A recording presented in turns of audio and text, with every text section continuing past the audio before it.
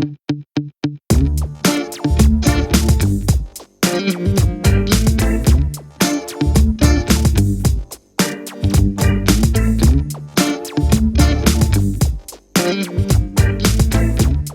So right when we were recording the episode, right after we recorded the episode, we have a special breaking news story. Russell Wilson signed to the Denver Broncos. Andy, your initial thoughts on this blockbuster trade, one of the biggest trades in the history of the sport.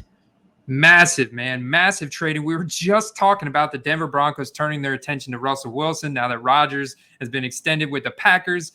This is massive. I think we're going to see an immediate hype spike in Russell Wilson cards. I'm actually refreshing my screen on the buy it now solds of eBay. I'm seeing new ones pop up of Russell Wilson. And we've been talking about him for the last couple weeks, guys. So hope you're able to get on. I think we're going to see an immediate hype spike.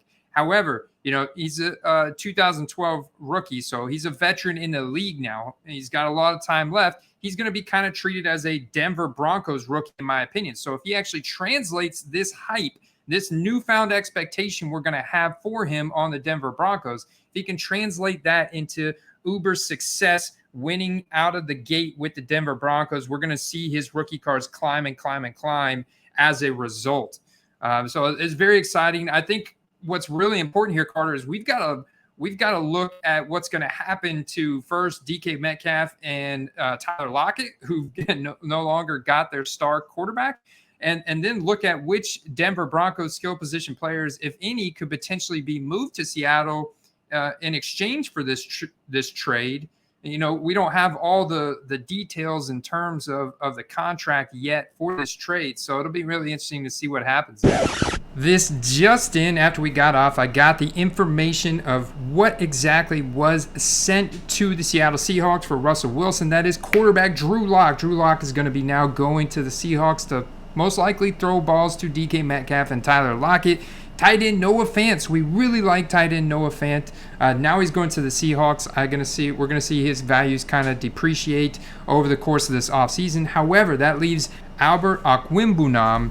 His value is going to go up because this leaves him similar profile to that of a Jimmy Graham. Jimmy Graham was tight end 4 in 2016 and tight end 7 in 2017 with Russell Wilson. I think we need to be looking at his rookie cards immediately, right? So stay tuned for that type of information here in the coming days. Tons of implication going on. You can see where they traded 2 future first-round picks, 2 second-round picks, a 5th-round pick, defensive line Shelby Harris, who's a stud, tight end Noah Fant, stud, and Drew Lock. So there you have it. The massive news. This is huge. So no Jerry Jeudy, Cortland Sutton. Their values are going to go up, up, up, guys. Get those cards ready. List them high. Be proud of them. They're getting ready to appreciate big time, starting with Russell Wilson. Yeah, should you go buy a Russell Wilson card right now? I think it is not the time to do it because they are going to go up. Everyone's going to be looking for Russell Wilson because this is such a unique thing. And there is a lot of people trying to do the same thing with Aaron Rodgers as well. So once again, look, 2012 was such a crazy year because that is first year Prism. And last week we were telling you in our quarterback breakdown, I thought Russell Wilson was the best quarterback to go buy. You can go look at the receipts. I said it last week. It's perfectly fine. It may not turn out to work for Russell Wilson, right? Obviously with the injury that he suffered last year, but that injury was an injury to his finger. This guy's been insanely durable, and he goes to the Denver Broncos, which is an insanely difficult division, right? With the Raiders, which still have Derek Carr, with the Chargers, which still has obviously Justin Herbert, and then of course the big boys, the Chiefs, also in that division, Andy. That's huge, man. Yeah, a tough division, but if anybody can take them down, it's going to be Russell Wilson with newfound weapons. I mean, we're looking at monster hype increases here from Jerry Jeudy, Cortland Sutton, who are going to kind of become his 1A and 1B. And then you throw in guys like Tim Patrick, who got extended, KJ Hamler going to come back healthy with the incredible speed that guy's got. And then you have some of the best tight ends in the league with Noah Fant. And I can never pronounce the other tight end behind him there. But you've also got one of the best 2021 running back prospects, a guy that you can just drag defenders. So in Javonte Williams. So we're looking at a powerhouse of a team that is probably going to try and maybe draft some defensive players to continue to kind of build around the defensive core they have, which is solid as well. I mean, you're looking at a powerhouse of a team that's going to have massive hype coming into 2022. I think I'm already getting messages blowing up. Should I sell my Jerry Jeudy's? Jerry Jeudy's? Carter, what are your opinions on Jerry Jeudy? I love Jerry Jeudy, right? I've always thought, he just needed that quarterback to be where we all thought he would be at this point. I did not think, especially me being Mr. LSU, I did not think Justin Jefferson would be so much better than Jerry Jeudy up to this point, and he is clearly better. I just don't think Jeudy is that much worse than him. So now Judy's going to get the best quarterback he's ever played with in his career. And look, he is an elite route runner, and he could be the Tyler Lockett to Russell Wilson. I understand Tim Patrick is still there. I understand Cortland Sutton is still there, but Jerry Jeudy is the sexiest name because obviously there's all this hype and speculation surrounding him. So you better believe I'm going to start listening to some Jerry Jeudy's whenever we're done recording here, even though Cortland Sutton could very well be the better of the two players. And then obviously Javonte Williams, right? Obviously, it changes how we view him moving forward as well. So once again, just a quick little breaking news idea. Andy, this is what I'll say about Russell Wilson. I'd be careful. I would be very careful because this is going to be one of the most loaded quarterback divisions we have ever seen in the NFL, right? 3 potential Hall of Famers and Derek Carr, right? It's going to be freaking nuts. So I can't wait for it. I don't know if you've noticed this, Carter, but I've refreshed my sold screen here probably about once every minute since we've been on here. And each time I've got a couple new buy it now sold on eBay just right off the top. This is pretty incredible. People just cannot help themselves right now. They are flooding eBay to buy, first and foremost, obviously Russell Wilson as the quarterback and the elite player he is driving the market. But I guarantee you, if I go to the Jerry Jeudy's and Cortland Sutton, we're going to, over the next week and 2 weeks and leading up to the draft and everything, this offseason, we're just going to continue to kind of see those appreciate a lot. They're going to have a tremendous amount of hype. It's very, very exciting for them. Now the expectation is going to go through the roof, right? And so now the production has got to meet or exceed the expectation. And like Carter said, they're in one of the most difficult divisions in NFL. The AFC is absolutely loaded with elite quarterbacks. So it's kind of like a question, who's going to come into the NFC to battle these guys? And we always like to give you a little juice at the end, right? So now let's take a look at the AFC quarterback picture, right? Russell Wilson goes to the AFC, and you have Josh Allen, you still have Joe Burrow there. Both of those guys are really elite, and you expect probably both of them to either win an MVP or a Super Bowl at some point.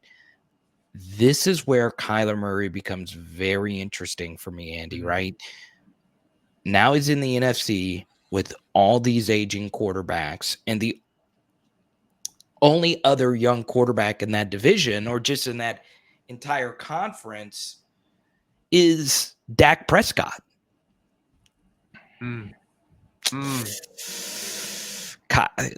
Andy, I would start looking at some Kyler Murray because I think he's going to be the guy now in the NFC. Yeah, because Kyler Murray's at raw athletic ability. I talked about him. I think he's kind of controversial. I think he definitely needs to step up in maturity department. I think he needs to become more of a leader. You see Joe Burrow lifting up the teammates around him. Guy doesn't care about it. He's completely selfless. It's all about the teammates. It's all about them. It's all about lifting them up, making them believe that they can win. And from everything that I hear, Kyler is more self-centered and very much about himself, and is not giving those same affirmations to his teammates that Joe Burrow is. And that could be a defining factor whether or not you win Super Bowls or you don't. From a fantasy production standpoint, I think he's going to continue to be electric. But if he really wants to take the next step in terms of winning in his career, I think he's really got to focus on that leadership aspect. What a day. So this was just a quick little breaking news, little video right here. Once again, the NFC quarterback picture gets a little weaker, and the AFC quarterback carousel gets a little bit thicker and stronger with Russell Wilson joining that division. Andy, I can't wait to see what's actually going to happen. Let me just get your bold prediction on this now. What do you think Russell Wilson cards are going to do over the next few months? Do you think you're going to, do you think the highest, do you think, people are going to want to know, is this the absolute best time to list your Russell Wilson cards right now? I would say yes. I would, to get the for sure, profit that you could get. You could obviously have more upside if you wait until, if you actually think the Broncos are going to make it to the Super Bowl, which I don't, but I think you do list Russell Wilson right now. I think you list them right now because you don't have to worry about the volatility of performance. If expectations are driving his card prices up right now, which is what we're seeing, that's leading to this hype because the expectations are he's going to come in and be a Super Bowl contention team on the Denver Broncos. I would not wait to see if that comes to fruition because there's a very difficult path for that. I think his card prices are going to continue to climb all off season now, and there's nothing stopping them. So list them, but list them high. Be proud of your Russell Wilson cards if you got them. List them high because you can see I'm refreshing my screen every couple minutes. There are a new handful of Russell Wilson sold items, and that 2012 product is scarce. We broke down the numbers last week. That product compared to ultra modern day product is very scarce, so it's going to disappear quickly, and that's going to lead to some incredible price increases. So I would say at this point, if you're listing them, don't get just like go crazy. Like don't list a base tops for $500 kind of thing, but I would look at what they're selling for right now. If they're selling for $20, $30, I would list yours like $60, $70. I'm serious. I think that they're going to continue to climb. We're going to see some pretty crazy prices for Russell Wilson rookie cards here in the short term that probably will go down by October, November if he's not playing at MVP lights out type of level. Well, there you go. So once again, comment down below your thoughts on this Russell Wilson trade, and we'll see you on the next show. Let's go. RW3. Let's go.